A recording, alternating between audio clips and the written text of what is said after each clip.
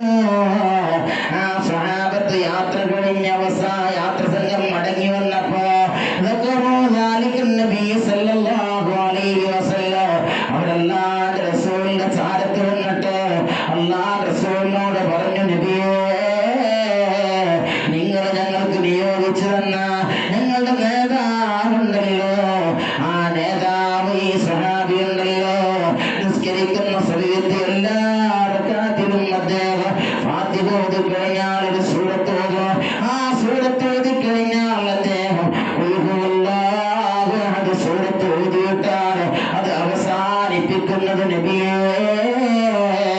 അദ്ദേഹം ഒരു ഖുൽഹു അല്ലാഹുവിന്റെ ആളാണ് എന്ന് അല്ലാഹുവിന്റെ റസൂലിനോട് സഹാബത്ത് എന്ന് പറഞ്ഞപ്പോ അല്ലാഹുവിന്റെ റസൂൽ സഹാബത്തിനോട് പറയുകയാണ്, ഫഖാല, അല്ലാഹുവിന്റെ റസൂൽ സഹാബത്തിനോട് പറയുകയാണ്, സലൂ, നിങ്ങൾ ആ സ്വഹാബിയോട് പോയി ചോദിക്കണേ,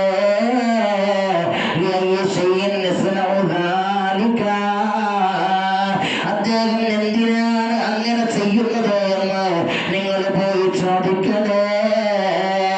ആ സ്വഹാബത്ത് അവരെ നേരിട്ട് ആ സ്വഹാബിയുടെ ചാരത്ത് കിടന്നു ചെല്ലുകയാണ്. എന്നിട്ട് ആ സ്വഹാബിയോട് ചോദിക്കുകയാണ്, അവർ പോയി ചോദിച്ചു. എന്താ ചോദിച്ചത്? നിങ്ങൾ എന്താണ് ഈ സൂറത്ത് ഏത് പരമസ്കാരത്തിന്റെ ഏത് സമയത്തും സൂറത്തുൽ ഇഖ്ലാസ് ഓതാനുള്ള കാരണം എന്താണ് എന്ന് ചോദിച്ച സമയത്ത് ആ മനുഷ്യ സഹാബി പറയുകയാണ്, ഫഖാല ലിഅന്നഹാ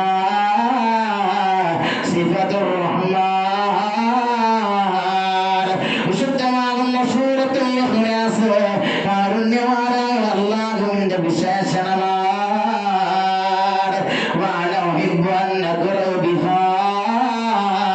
എന്റെ നിസ്കാരത്തിലെ എല്ലാ റക്അത്തിലും ആ സൂറത്തുൽ ഇഖ്ലാസ് പാരായണം ചെയ്യാറ് അത് ഞാൻ ഇഷ്ടപ്പെടുകയാണ്. ആ സൂറത്തുൽ ഇഖ്ലാസ് എനിക്ക് വല്ലാത്ത ഇഷ്ടമാണത്. കാരണം അത് കാരുണ്യവാനായ അല്ലാഹുവിന്റെ വിശേഷണമാണ്. എന്നഹാ സിഫത്തുർ റഹ്മാൻ, അത് അല്ലാഹുവിന്റെ വിശേഷണമാണ്.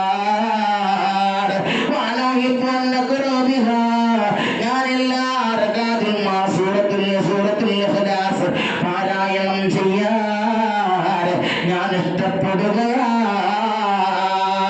ആ സമയത്ത് അല്ലാഹുവിന്റെ റസൂലിന്റെ ചാരത്ത് ആ സഹാബത്ത് വന്നുകൊണ്ട് അല്ലാഹുവിന്റെ റസൂലിനോട് ഈ കാര്യം പറഞ്ഞപ്പോ നബി സല്ലല്ലാഹു അലൈഹി വസല്ലം അല്ലാഹുവിന്റെ റസൂൽ പറയുകയാണ്, അഖ്ബിറൂഹു അന്നല്ലാഹ യുഹിബ്ബുഹു, നിങ്ങൾ ആ സഹാബിയുടെ ചാരത്ത് കടന്നു എന്നിട്ട് അവരോട് പറയണം,